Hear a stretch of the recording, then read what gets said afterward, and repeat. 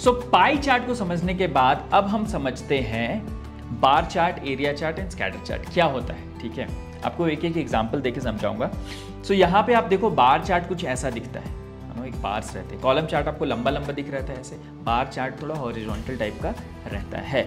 और यहाँ पे बार चार्ट का अगर आप एग्जांपल देखो तो क्या रिप्रेजेंट करता है ये, मान लो आपको कोई सेल्स रिप्रेजेंट करना है। ठीक है, domestic, Europe, Asia, Latin America में कितना सेल्स हो रहा है हर महीने, तो ये आपका ये डेटा दिखा रहा है 80, 130 मिलियन डॉलर्स में है मान लो ये।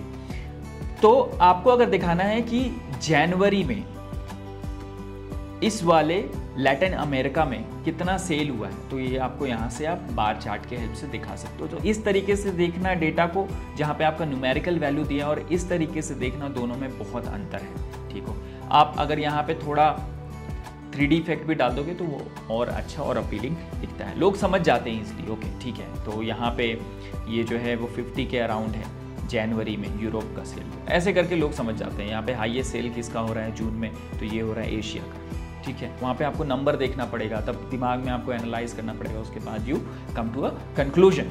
अब आते हैं हम लोग एरिया चार्ट पे। एरिया चार्ट क्या रिप्रेजेंट करता है, यहाँ पर भी आप सेल्स रिप्रेजेंट करते हो। यहाँ ट्रेंड के साथ साथ आपको देखो यहाँ पे ट्रेंड भी दिख रहा है कि कब बढ़ रहा है कब घट रहा है, ऐसे करके कहाँ पे सबसे ज़्यादा है, कहाँ पे ये थोड़ा सा नॉर्मल हो गया था, ज़्यादा घट नहीं रहा था, बल्कि लीनियर तरीके से कहाँ पे गिर रहा है, बढ़ रहा है, ये सारी चीज़ें आपको दिखती है। एक एग्जांपल दे देता हूँ ताकि क्लैरिटी आ जाए आपको। यहाँ पे देखो एरिया चार्ट मंथ यहाँ दिखा रहा है और सेल्स दिखा रहा है, तो होम प्रोडक्ट सेल्स का यहाँ पे आपको अगर डेटा रिप्रेजेंट करना है मैग्नीट्यूड के साथ और ट्रेंड के साथ, तो वहाँ पे आप एरिया चार्ट का यूज़ कर सकते हो।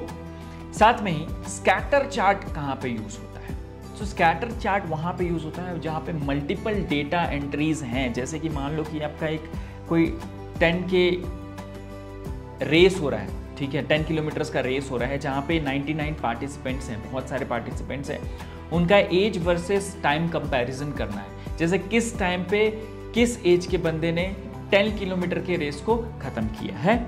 तो यहाँ पे आप देखो ये एज दिया हुआ है नीचे में, हॉरिजॉन्टल जो है वहाँ पे 20, 25, 30, 35 ऐसे 5 के इंटरवल पे, और यहाँ पे टाइम दिया हुआ है 40 minutes, 50 minutes, 1 hour like that. तो आप देखोगे यहाँ पे बहुत सारा डेटा होगा, 99 लोगों का डेटा है। ठीक है, तो 99 लोगों का जो डेटा है वो अगर आप लाइन चार्ट से करने जाओगे तो कोई सेंस नहीं बनता है। आपको बस एक ट्रेंड पता करना है कि एक्चुअल में किस एज रेंज के लोग कितने टाइम पे खत्म कर रहे हैं, एक एवरेज टाइप का आपको कंक्लूजन निकालना है इस चीज़ को, है ना, एज वर्सेस टाइम कंपैरिजन। अगर 20 साल का कोई बंदा है तो प्रोबेबली किस टाइम पे वो 10 किलोमीटर के रेस को ख़त्म कर सकता है। लेकिन क्योंकि यहाँ पे 99 पार्टिसिपेंट्स है तो बहुत सारा डेटा जो है वो यहाँ पे है, इसलिए हम इस तरीके से इसको रिप्रेजेंट कर रहे हैं ताकि हमारे को समझना आसान हो जाए। तो यहाँ पे ये जो लाइन है ना वो रिप्रेजेंट करता है कि हाँ, ऑन एन एवरेज इस एज के लोग जो हैं वो इस टाइम पे ख़त्म कर सकते हैं रेस को। ये कुछ ऐसा डेटा है जहाँ पे एनालिसिस। अच्छा, यहाँ पे डेटा विजुअलाइज करने का सबसे बड़ा यहाँ पे कारण होता है कि हम डेटा को अच्छे तरीके से समझ सकें, एनालाइज कर सकें। ठीक है, एनालिसिस और कुछ आउटकम फाइंड आउट कर सके, इसलिए ये सारा जो है चार्ट ग्राफ्स का यूज होता है एक्सेल में। अब आते हैं हम ट्री मैप चार्ट पे। ट्री मैप चार्ट क्या है, तो अगर आपकी एक कंपनी है मान लो, या फिर एक कंपनी है जहाँ पे अलग अलग डिपार्टमेंट्स हैं, जैसे मैन्युफैक्चरिंग, क्वालिटी, है ना, इंजीनियरिंग, प्रोसेस डेवलपमेंट, तो उसमें कितने लोग फुल टाइम हैं, कितने लोग कॉन्ट्रैक्ट पे हैं, कितने लोग आवरली बेसिस पे हैं, कौन है जो हाफ टाइम कर रहा है, तो ये सारा डेटा अगर आपको रिप्रेजेंट करना है तो आप ट्री मैप चार्ट का यूज़ कर सकते हो। ठीक है, यहाँ पे 4 डिपार्टमेंट हो गया, 1, 2, 3, 4, और उसके अंदर कितने लोग फुल टाइम हैं, कितने लोग कॉन्ट्रैक्ट पे हैं, ये सारा आप रिप्रेजेंट कर सकते हो।